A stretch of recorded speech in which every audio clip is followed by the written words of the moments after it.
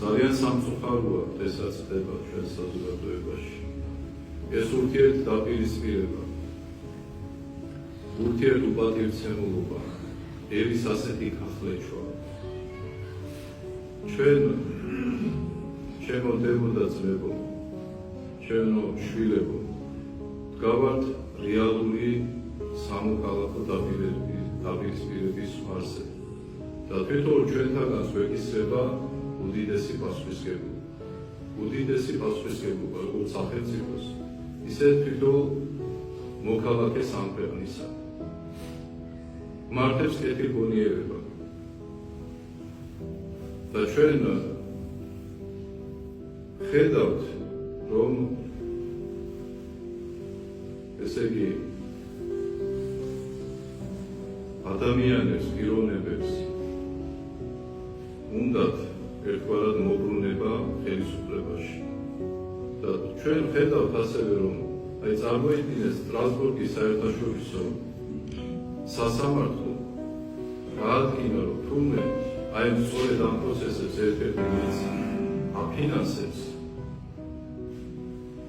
თავის საკუთარ ჯარს წარსულს და წარმოიდგინეთ 2008 წლის ომის დროს, როდესაც სამშობლოსათვის გულგანგმირული ჩვენი გმირები მოწყვდნენ ბრძოლის ველზე და განისვენებდნენ ბრძოლის ველზე, მაშინ ეს პიროვნება თურმე დაკავებული იყო ბრილიანტების შესყიდვით.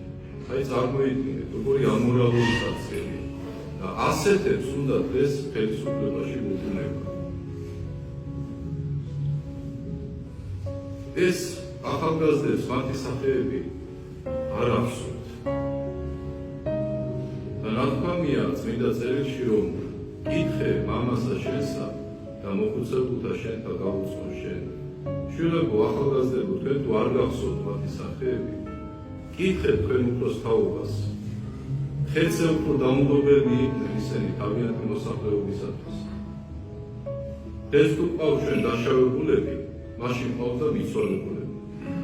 რა თქმა უნდა, მე მინდა ხაზგასმით აღნიშნო, რომ კატეგორიულად მიუნდებელია ძალადობა. კატეგორიულად მიუნდებელია სამართალდამცავების მხრიდან ხელმორკილ დადებული, უკვე დაპატიმრებული ადამიანის ცემა. ჟურნალისტებზე ძალადობა. მიუხედავად იმისა, რომ ბევრი ჟურნალისტი თავის ჟურნალისტიკურ ეთიკის ნორმებს არ უღებს. ასევე მიუღებელია, რა თქმა უნდა, სამართალდამცავების მიმართ სოლა ცეცხლის, შურდულის იმ სამართალდამცავებისა, რომელთაც დღეს რომ ომი იყოს, მერთმა დაიფაროს. ბრძოლის ველზე პირველი ისინი უნდა დადგნენ და მათ მოუწევთ ჩვენი ტერიტორიული მთლიანობის დაცვა, როგორც მოუწიათ 2008 წელს. ბევრი მათგანი ნაომარია და საკუთარი სისხლით დაღული ამ ქვეყნისათვის.